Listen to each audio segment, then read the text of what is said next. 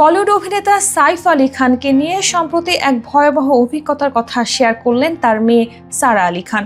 ভারতীয় গণমাধ্যমে দেয়া এক সাক্ষাৎকারে তিনি জানান, মুম্বাইয়ে বাসায় এক দুষ্কৃতীর হামলার পর বাবার শারীরিক অবস্থা নিয়ে কতটা আতঙ্কের মধ্যে সময় কেটেছিল তার। গত 16 জানুয়ারি মধ্যরাতে সাইফ আলী খানের মুম্বাইয়ের বাড়িতে হঠাৎ ঢুকে পড়ে এক দুষ্কৃতী। একের পর এক ছুরিকাঘাতের শিকার হন অভিনেতা। গুরুতর আহত অবস্থায় তাকে মুম্বাইয়ের লীলাবতী হাসপাতালে ভর্তি করানো হয়। সম্প্রতি ভারতীয় গণমাধ্যমে এক সাক্ষাৎকারে বাবার ওপর হামলার দিনের ঘটনা বর্ণনা করেন সারা। হামলার পরের দিন সকালেই হাসপাতালে ছুটে গিয়েছিলেন তিনি। কয়েকটা দিন যে কতটা অনিশ্চয়তার মধ্যে কেটেছে সারা, সে কথাও জানান তিনি।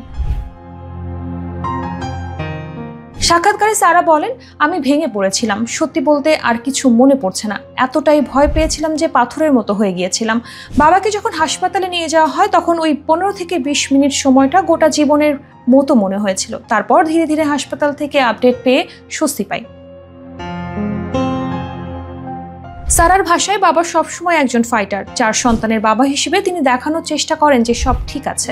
তার থেকেই আমি শিখেছি চাপের মধ্যেও শক্ত থাকা কতটা জরুরি। সাইফ জানেন কিভাবে আতঙ্কের পরিস্থিতিতে নিজেকে নিয়ন্ত্রণ করতে হয়। সারা বলেন, যখন অন্যরা আতঙ্কিত হয়ে যায় বাবা তখন শান্ত থেকে পরিস্থিতি সামাল দেয়। আমি তার উল্টো, প্রথমে আতঙ্কিত হয়ে কান্না শুরু করি।